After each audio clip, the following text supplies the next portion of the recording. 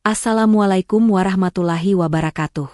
Tujuan dari cerita ini adalah untuk memberikan inspirasi dan wawasan, bukan untuk menyinggung, menilai, atau menyudutkan siapapun.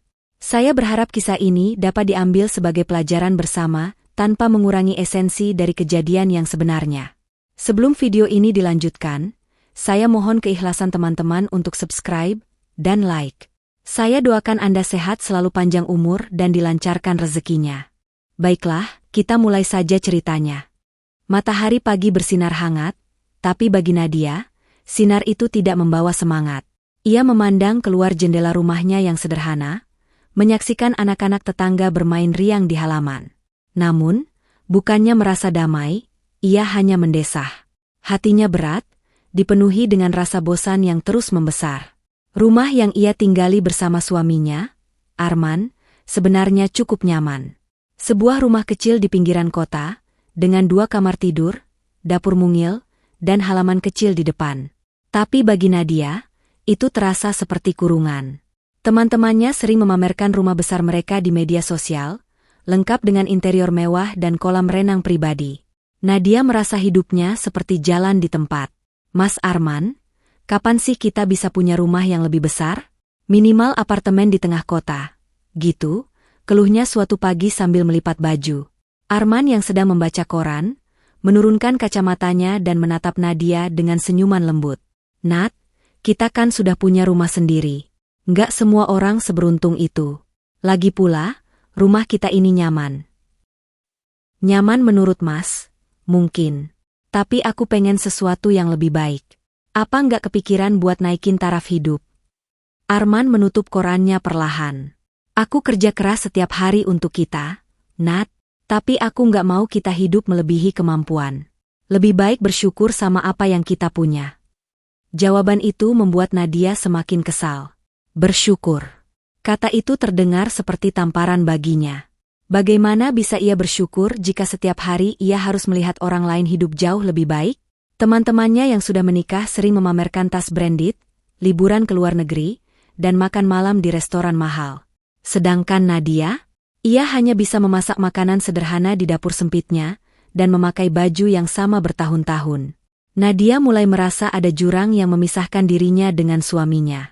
Arman adalah pria yang sederhana. Sejak awal mereka menikah, Arman selalu menekankan pentingnya hidup dengan bijak. Kita nggak perlu jadi kaya untuk bahagia, Nat. Yang penting kita punya satu sama lain, katanya waktu itu. Namun, bagi Nadia, cinta saja tidak cukup. Hari itu, seperti biasa, Nadia berkunjung ke rumah temannya, Rina, yang baru saja pindah ke sebuah kawasan perumahan elit. Rumah Rina sangat berbeda dengan rumah Nadia. Lantainya berkilau, ruang tamunya dipenuhi sofa mahal, dan dapurnya terlihat seperti dapur selebriti yang sering muncul di televisi. Gimana hidup, Nat? Masih tinggal di rumah lama itu? Tanya Rina sambil menuangkan teh ke dalam cangkir porselen. Iya, masih. Suamiku nggak mau pindah. Katanya, rumah itu cukup untuk kami, jawab Nadia sambil tersenyum tipis. Rina tertawa kecil. Kamu sabar banget. Ya, kalau aku sih, nggak bakal tahan. Suamiku langsung ngerti kalau aku butuh lebih. Soalnya, kita juga harus mikirin status sosial, kan? Perkataan Rina itu seperti jarum yang menusuk hati Nadia. Status sosial. Itulah yang selalu membuatnya merasa rendah diri di hadapan teman-temannya. Mereka hidup dalam kemewahan, sementara ia harus puas dengan kehidupan yang serba pas-pasan. Setelah pulang dari rumah Rina, Nadia merasa semakin gelisah. Ia memandang dirinya di cermin. Wajahnya masih cantik, dengan kulit cerah dan rambut panjang yang terawat. Tapi apa gunanya semua itu jika ia hanya terjebak dalam kehidupan sederhana yang monoton? Beberapa minggu kemudian, Nadia menghadiri pesta ulang tahun salah satu teman lama mereka, Maya. Pesta itu diadakan di sebuah hotel bintang 5 di pusat kota. Awalnya, Nadia ragu untuk datang karena ia tidak ingin merasa malu dengan penampilannya. Namun, setelah Arman menyemangatinya, ia memutuskan untuk pergi. Nat, kamu cantik apa adanya. Nggak perlu minder, kata Arman sambil tersenyum. Di pesta itu, Nadia merasa canggung. Hampir semua orang tampil dengan pakaian mewah dan perhiasan yang berkilauan. Ia mencoba menyembunyikan rasa tidak nyamannya dengan tersenyum dan berbasa-basi. Rizal adalah pria yang mencuri perhatian siapapun di ruangan itu. Ia tinggi, tampan, dengan setelan jas yang terlihat sangat mahal. Ia berjalan dengan percaya diri, seolah dunia berada di bawah kakinya. Ketika pandangan Rizal bertemu dengan Nadia, ia tersenyum. "Kamu Nadia, kan? Temannya Maya?" tanya Rizal sambil menjulurkan tangan. Nadia mengangguk. "Iya, saya Nadia." Mereka mulai berbincang. Rizal dengan mudah membuat Nadia merasa nyaman. Ia memuji kecantikan Nadia, menyebutnya sebagai wanita paling menarik di ruangan itu. Nadia, yang jarang mendapatkan pujian seperti itu, merasa tersanjung. "Suami kamu nggak ikut?" tanya Rizal. "Enggak, dia di rumah," jawab Nadia singkat. "Sayang sekali. Kalau aku sih, nggak bakal melewatkan kesempatan untuk datang dengan wanita secantik kamu."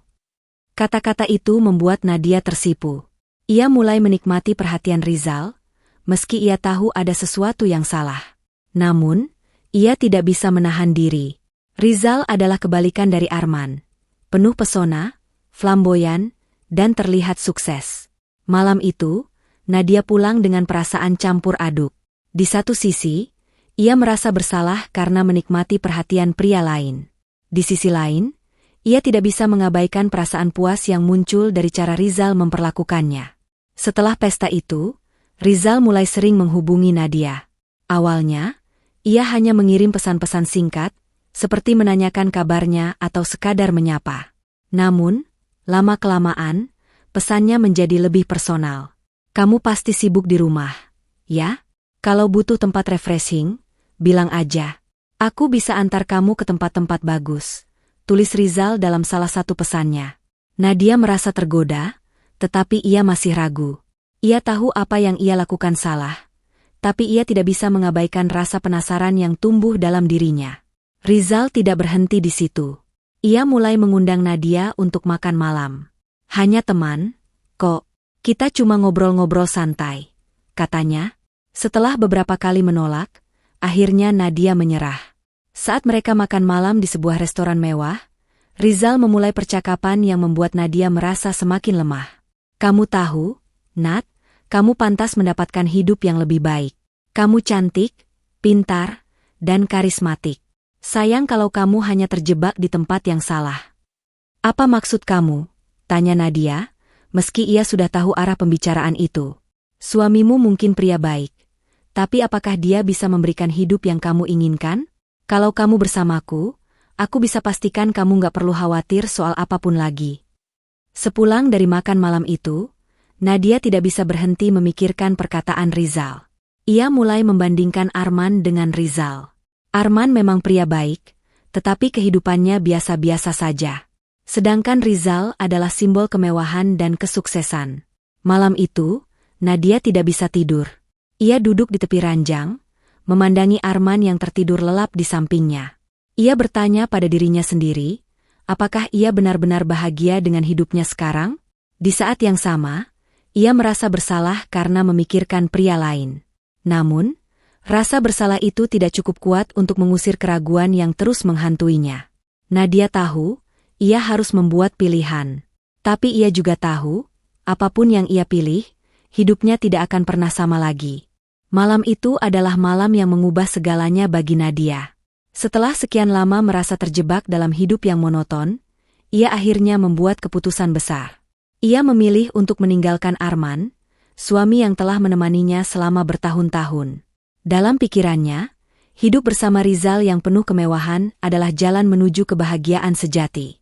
Namun, keputusan ini tidak hanya mengubah hidupnya, tetapi juga membuka pintu bagi konflik yang jauh lebih rumit dari yang ia bayangkan. Nadia memandangi koper kecil yang ia siapkan di sudut kamar.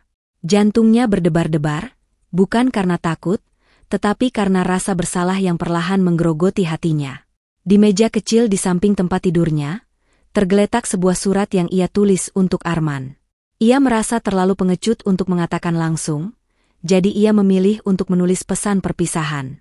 "Mas, aku pergi. Maafkan aku, tapi aku butuh hidup yang lebih baik. Aku harap kamu mengerti." Ia meletakkan surat itu di atas meja, dan menarik napas panjang sebelum keluar dari kamar. Di ruang tamu, Arman sedang duduk sambil membaca buku. Ia menoleh ketika Nadia muncul dengan koper di tangannya. "Nat, kamu mau pergi kemana malam-malam begini?" tanyanya, bingung. Nadia terdiam. Ia tidak menyangka harus menghadapi Arman secara langsung. Tapi akhirnya, ia menjawab, "Aku pergi, Mas. Aku butuh sesuatu yang lebih dari ini." Arman menatapnya lama, berusaha mencari jawaban di balik mata istrinya. "Kamu serius?" tanyanya pelan, suaranya bergetar. Nadia mengangguk.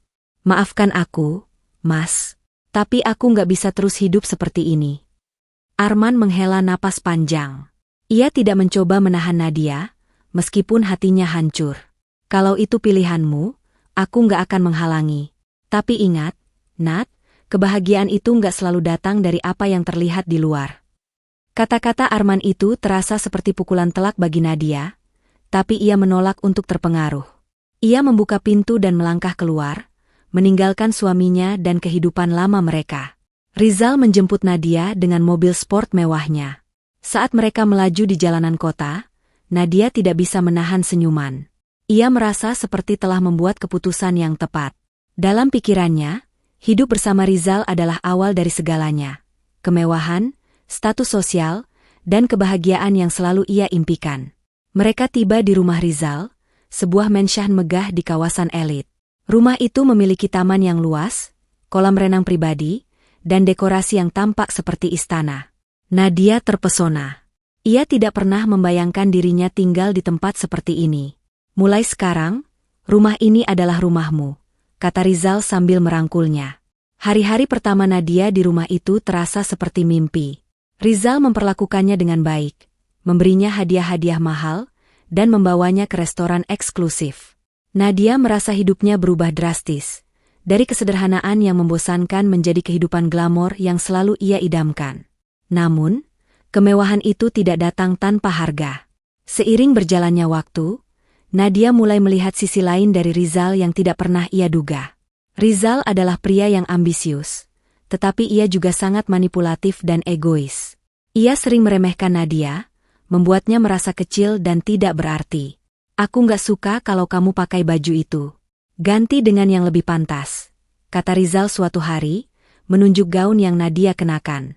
"Tapi aku suka gaun ini," jawab Nadia, mencoba membela diri. Rizal menatapnya tajam. "Kalau kamu mau tetap tinggal di rumah ini, kamu harus belajar bagaimana tampil seperti seorang istri yang layak. Aku nggak mau malu di depan orang-orang." Kata-kata itu menusuk hati Nadia. Ia mulai merasa bahwa Rizal tidak mencintainya, tetapi hanya melihatnya sebagai trofi yang harus dipamerkan. Tidak hanya itu, Rizal juga mulai menunjukkan sifat posesifnya. Ia sering mengatur apa yang boleh dan tidak boleh dilakukan Nadia. Ketika Nadia mencoba menghubungi teman-temannya, Rizal melarang. "Kamu nggak perlu teman-teman lama itu. Mereka cuma akan mengganggu kita," katanya. Nadia merasa terisolasi. Kehidupan mewah yang dulu ia impikan perlahan berubah menjadi penjara. Di tengah rasa frustrasinya, Nadia mulai memikirkan Arman. Ia teringat bagaimana suaminya selalu memperlakukannya dengan lembut dan penuh perhatian. Meskipun hidup mereka sederhana, Arman tidak pernah sekalipun membuatnya merasa tidak dihargai. Suatu malam, Nadia menemukan foto pernikahannya dengan Arman di galeri ponselnya. Ia tidak bisa menahan air matanya. "Kenapa aku begitu bodoh?" gumamnya. Ia mulai menyadari bahwa kebahagiaan yang ia cari selama ini bukanlah tentang kemewahan atau status sosial. Arman, dengan semua kesederhanaannya, adalah pria yang mencintainya tanpa syarat. Namun, Nadia tahu bahwa ia tidak bisa kembali begitu saja. Ia telah membuat keputusan untuk meninggalkan Arman, dan sekarang ia harus menanggung konsekuensinya. Hubungan Nadia dan Rizal semakin memburuk. Rizal sering pulang larut malam dan mengabaikan Nadia. Ia bahkan mulai menunjukkan tanda-tanda bahwa ia tidak setia. Suatu malam, Nadia menemukan pesan dari wanita lain di ponsel Rizal. "Jadi, selama ini kamu selingkuh?" tanya Nadia dengan suara gemetar. Rizal hanya tertawa. "Kamu pikir aku ini siapa? Aku nggak harus setia pada siapapun." Hati Nadia hancur. Ia merasa dipermalukan dan dikhianati. Namun, Ia tidak tahu harus pergi kemana. Ia telah meninggalkan Arman, dan sekarang ia terjebak dalam kehidupan yang penuh kepalsuan. Di tengah keputusasaan,nya, Nadia melihat berita di televisi tentang seorang pengusaha sukses bernama Arman Putra. Wajah Arman muncul di layar, mengenakan setelan jas mahal dan memberikan pidato di sebuah konferensi bisnis besar. Nadia tidak percaya dengan apa yang ia lihat. Suaminya, yang selama ini ia anggap sebagai pria sederhana, ternyata adalah seorang miliarder yang memiliki kerajaan bisnis besar. Dia selama ini menyembunyikan ini dariku. Nadia berbisik, air mata mengalir di pipinya. Ia merasa bodoh. Ia telah meninggalkan pria yang mencintainya tanpa syarat demi kemewahan yang ternyata tidak membawa kebahagiaan. Nadia mencoba menghubungi Arman, tetapi tidak ada jawaban. Ia akhirnya memutuskan untuk menemui Arman di salah satu acara perusahaan besar. Di sana, ia melihat Arman yang berbeda, lebih percaya diri, karismatik, dan dihormati oleh banyak orang. Ketika mereka akhirnya bertatap muka, Nadia tidak bisa menahan air matanya. "Mas, aku salah. Aku meninggalkanmu untuk sesuatu yang ternyata tidak berarti. Aku minta maaf." Namun, Arman hanya menatapnya dengan dingin. "Kamu pergi karena kamu pikir aku nggak punya apa-apa. Sekarang kamu kembali karena tahu aku kaya. Apa bedanya kamu dengan Rizal?" Kata-kata itu menghantam Nadia seperti palu. Ia tahu bahwa ia telah kehilangan sesuatu yang tidak bisa ia perbaiki. Malam itu, Nadia duduk di sudut kamarnya di rumah Rizal. Tangannya memegang segelas anggur yang hampir kosong, matanya memandang keluar jendela ke arah kota yang gemerlap. Rumah besar ini, semua kemewahan yang pernah ia idamkan, kini terasa kosong dan dingin. Setelah mengetahui bahwa Arman adalah seorang sultan bisnis yang selama ini menyembunyikan kekayaannya, hati Nadia tidak tenang. Ia dihantui rasa bersalah dan penyesalan yang terus menerpa. "Aku bodoh. Bagaimana mungkin aku meninggalkan seseorang seperti dia?" gumam Nadia, air matanya mulai mengalir. Namun, di tengah rasa bersalah itu, Nadia juga merasakan keinginan kuat untuk memperbaiki semuanya. Ia tahu bahwa memohon maaf mungkin tidak akan mengubah apa-apa, tetapi setidaknya ia harus mencoba. Nadia menyadari bahwa ia tidak bisa tinggal lebih lama di rumah Rizal. Ia sudah tidak tahan dengan sifat manipulatif dan keegoisan pria itu. Rizal sering merendahkannya, dan hubungan mereka terasa lebih seperti transaksi daripada cinta. "Kamu kelihatan stres akhir-akhir ini," kata Rizal suatu malam saat mereka makan malam di ruang makan besar yang dingin. Nadia menatapnya, menahan amarah yang telah lama ia pendam. "Aku stres karena hidupku di sini tidak seperti yang aku bayangkan. Kamu nggak mencintaiku. Kamu hanya menggunakanku sebagai pajangan." Rizal meletakkan gelas anggurnya dengan keras. "Jangan lupa, Nadia, aku yang memberimu segalanya. Kamu nggak punya apa-apa kalau bukan karena aku." Kata-kata itu membuat Nadia muak. Ia bangkit dari kursinya. "Kamu salah, Rizal. Aku mungkin membuat kesalahan besar dengan meninggalkan suamiku, tapi aku tidak akan terus terjebak dalam kesalahan ini. Aku pergi." Rizal tertawa sinis. "Kamu pikir kamu bisa pergi begitu saja? Nadia, kamu sudah memilih jalan ini. Kalau kamu pergi, jangan harap bisa kembali." Namun, ancaman Rizal tidak lagi menakutkan bagi Nadia. Ia meninggalkan meja makan dan masuk ke kamarnya, mulai mengemas barang-barangnya. Malam itu, ia memutuskan untuk meninggalkan Rizal dan kehidupannya yang penuh kepalsuan.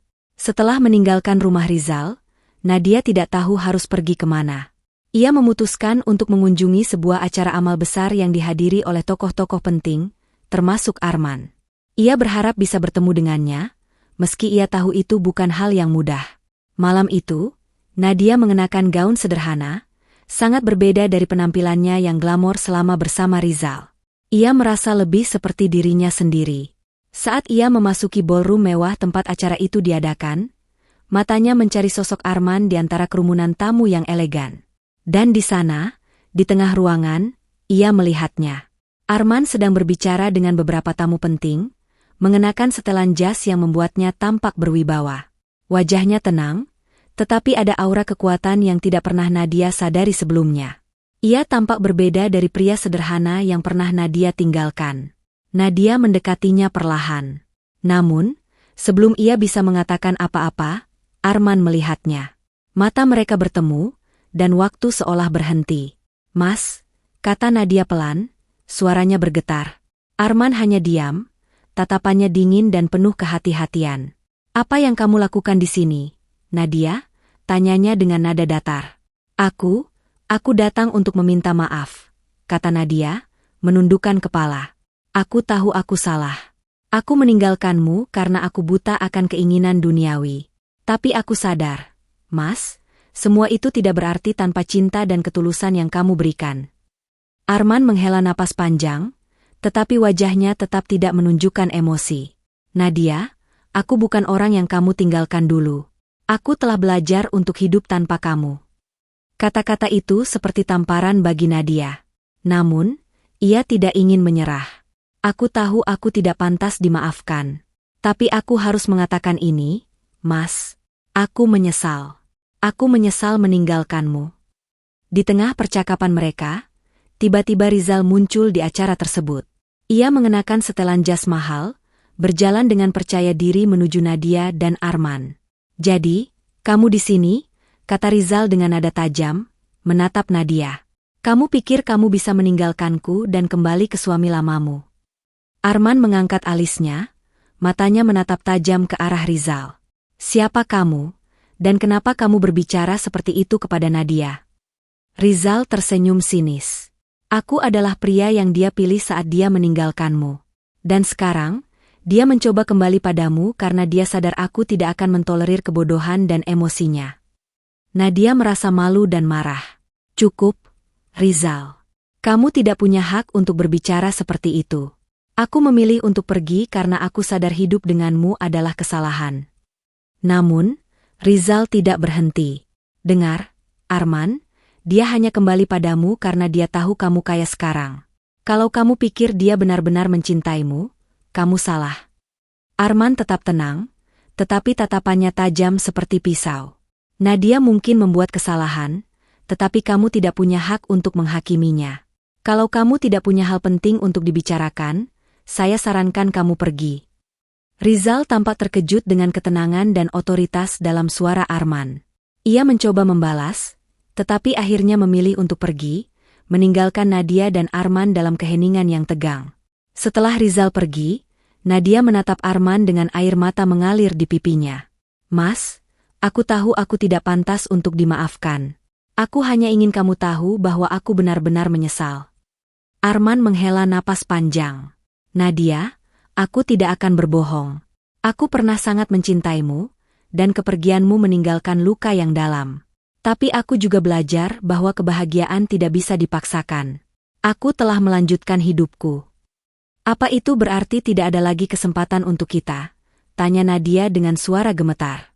Arman menatapnya lama sebelum akhirnya menjawab, "Aku tidak tahu, Nadia. Mungkin waktu yang akan menjawabnya." Nadia merasa hatinya hancur, tetapi ia tahu bahwa ia tidak bisa memaksakan perasaan Arman. Ia hanya bisa berharap bahwa suatu hari, ia akan mendapatkan kesempatan untuk membuktikan bahwa ia telah berubah. Malam itu, Nadia pergi dengan perasaan campur aduk. Ia kehilangan Arman, tetapi ia juga merasa lega telah mengatakan yang sebenarnya. Ia sadar bahwa untuk mendapatkan kembali cinta dan kepercayaan Arman, ia harus menunjukkan melalui tindakan, bukan kata-kata. Klimaks cerita ini bukan hanya tentang pertemuan Nadia dengan Arman, tetapi juga tentang kesadaran mendalam Nadia akan arti cinta sejati dan konsekuensi dari pilihannya. Kehidupan tidak selalu memberikan kesempatan kedua, tetapi Nadia tahu bahwa ia harus berusaha untuk memperbaiki kesalahannya, meskipun itu berarti harus memulai dari awal. Setelah pertemuan terakhirnya dengan Arman, Nadia kembali ke apartemen sederhana yang ia sewa setelah meninggalkan rumah Rizal. Tempat itu kecil, jauh dari gemerlap kemewahan yang pernah ia nikmati, tetapi untuk pertama kalinya dalam waktu yang lama, Nadia merasa bebas. Namun, kebebasan itu datang dengan harga yang mahal, kesepian dan rasa bersalah yang terus menghantuinya. Setiap malam, ia merenungkan kembali keputusan-keputusan yang telah ia buat. Di sudut hatinya, ia tahu bahwa hidup bersama Rizal adalah kesalahan besar. Tapi yang lebih menyakitkan adalah menyadari bahwa ia telah menghancurkan sesuatu yang berharga, cinta dan kehidupan yang sederhana namun penuh kasih bersama Arman. "Jika saja aku bisa memutar waktu," pikirnya, tetapi ia tahu bahwa penyesalan tidak akan mengubah apapun. Yang bisa ia lakukan sekarang hanyalah mencoba memperbaiki hidupnya. Nadia memutuskan untuk bangkit dari keterpurukannya. Ia sadar bahwa ia tidak bisa terus-terusan tenggelam dalam penyesalan. Ia harus membuktikan kepada dirinya sendiri, dan mungkin kepada Arman, bahwa ia mampu menjadi pribadi yang lebih baik. Ia mulai mencari pekerjaan untuk menghidupi dirinya sendiri. Setelah beberapa kali wawancara, ia akhirnya diterima sebagai staf administrasi di sebuah perusahaan kecil. Pekerjaannya tidak mudah, tetapi Nadia merasa bangga karena ia bisa berdiri di atas kakinya sendiri tanpa bergantung pada siapapun. Setiap hari, ia bekerja keras, belajar hal-hal baru, dan mencoba memperbaiki dirinya. Di sela-sela kesibukannya, ia juga mulai aktif dalam kegiatan sosial, seperti menjadi sukarelawan di panti asuhan. Ia ingin memberi kembali kepada masyarakat, sesuatu yang ia abaikan selama bertahun-tahun karena terlalu sibuk mengejar kemewahan. Suatu hari, saat menghadiri acara amal yang diadakan oleh perusahaan tempatnya bekerja, Nadia kembali bertemu dengan Arman. Kali ini, pertemuan mereka terasa berbeda. Tidak ada ketegangan seperti sebelumnya, tetapi juga tidak ada kehangatan yang dulu pernah mereka miliki. Arman berada di acara itu sebagai tamu kehormatan, memberikan pidato tentang pentingnya membantu sesama. Nadia, yang duduk di barisan belakang, merasa terharu mendengar kata-katanya. Ia melihat pria itu tidak hanya sebagai pengusaha sukses, tetapi juga sebagai seseorang yang benar-benar peduli pada orang lain. Setelah pidato selesai, Nadia memberanikan diri untuk mendekatinya. "Mas Arman," sapanya pelan. Arman menoleh, tampak terkejut melihat Nadia di sana. "Nadia, apa yang kamu lakukan di sini?" "Aku bekerja di sini sekarang," jawab Nadia, tersenyum tipis. "Aku senang bisa mendengar pidatomu tadi. Sangat menginspirasi." Arman hanya mengangguk. Ada jeda canggung di antara mereka sebelum akhirnya Nadia berkata, "Mas, aku tahu mungkin ini tidak ada artinya lagi, tapi aku ingin mengucapkan terima kasih. Kata-kata kamu dulu, saat kita terakhir bertemu, membuatku sadar. Aku mencoba untuk berubah, dan meskipun aku masih jauh dari sempurna, aku ingin kamu tahu bahwa aku berusaha." Arman menatapnya dengan mata yang sulit dibaca. "Aku senang mendengar itu, Nadia. Semua orang berhak untuk mendapatkan kesempatan kedua dalam hidup, asalkan mereka benar-benar tulus." Percakapan singkat itu menjadi awal dari perbaikan hubungan mereka. Meskipun Arman tidak langsung membuka hatinya kembali, ia mulai melihat perubahan dalam diri Nadia. Mereka sesekali bertemu dalam acara-acara sosial, dan setiap kali mereka berbicara, Nadia menunjukkan bahwa ia telah tumbuh menjadi seseorang yang lebih dewasa dan bertanggung jawab. Suatu hari, Arman mengundang Nadia untuk makan siang di sebuah restoran kecil. Bukan restoran mewah, tetapi tempat yang sederhana, mirip dengan tempat mereka sering makan bersama dulu. "Aku senang melihat kamu seperti ini, Nadia," kata Arman sambil menyeruput kopinya. "Kamu terlihat lebih bahagia sekarang." Nadia tersenyum. "Aku belajar banyak dari semua yang telah terjadi, Mas. Aku sadar bahwa kebahagiaan itu bukan tentang apa yang kita miliki, tetapi tentang bagaimana kita menjalani hidup kita." Arman mengangguk. "Itu benar. Dan aku juga belajar bahwa kadang-kadang, kehilangan seseorang membuat kita menghargai apa yang benar-benar penting." Seiring waktu, hubungan mereka perlahan membaik. Arman tidak langsung memberikan hatinya kembali kepada Nadia, tetapi ia mulai membuka diri untuk kemungkinan itu. Mereka sering berbicara tentang masa lalu, tentang kesalahan-kesalahan yang telah dibuat, dan tentang pelajaran yang mereka ambil dari semua itu. Nadia tidak pernah mendesak Arman untuk menerima dirinya kembali. Ia sadar bahwa kepercayaan membutuhkan waktu untuk dibangun kembali. Namun, ia juga tahu bahwa ia akan melakukan apapun untuk menunjukkan bahwa ia benar-benar telah berubah. Suatu malam, setelah mereka selesai menghadiri sebuah acara amal bersama, Arman mengantar Nadia pulang. Di depan pintu apartemennya, ia berhenti sejenak sebelum berkata, "Nadia, aku tidak tahu apa yang akan terjadi di masa depan. Tapi aku tahu satu hal, aku ingin kita mencoba lagi, perlahan-lahan." Air mata Nadia mengalir. "Terima kasih, Mas. Aku tidak akan mengecewakanmu lagi." Keputusan untuk mencoba kembali tidaklah mudah. Mereka harus melalui banyak proses untuk menyembuhkan luka lama, dan membangun kembali hubungan mereka. Namun, dengan kesabaran dan pengertian, mereka mulai menemukan kembali cinta yang dulu pernah mereka miliki. Arman, meskipun sudah sukses dan berkuasa, tetap menjadi pria yang sederhana di hati Nadia. Sementara itu, Nadia telah menjadi pribadi yang lebih kuat dan mandiri, seseorang yang tidak lagi bergantung pada orang lain untuk kebahagiaannya. Mereka sering menghabiskan waktu bersama, tetapi kali ini, hubungan mereka didasarkan pada kejujuran dan saling menghargai. Tidak ada lagi rahasia, tidak ada lagi ambisi materialistik yang mengganggu cinta mereka. Perjalanan Nadia untuk menebus kesalahannya dan menemukan kembali arti cinta sejati. Ia belajar bahwa kebahagiaan bukanlah tentang memiliki segalanya, tetapi tentang menghargai apa yang sudah dimiliki. Hubungannya dengan Arman, yang pernah hancur karena kesalahan besar, akhirnya mendapatkan kesempatan kedua, membuktikan bahwa cinta sejati bisa bertahan melalui badai kehidupan jika kedua pihak bersedia untuk berjuang bersama. Nadia dan Arman memulai babak baru dalam hidup mereka, bukan sebagai pasangan yang sempurna, tetapi sebagai dua individu yang telah belajar dari masa lalu dan berkomitmen untuk menciptakan masa depan yang lebih baik bersama. Terima kasih sudah mendengarkan cerita ini, semoga kita dapat mengambil pelajaran di dalamnya.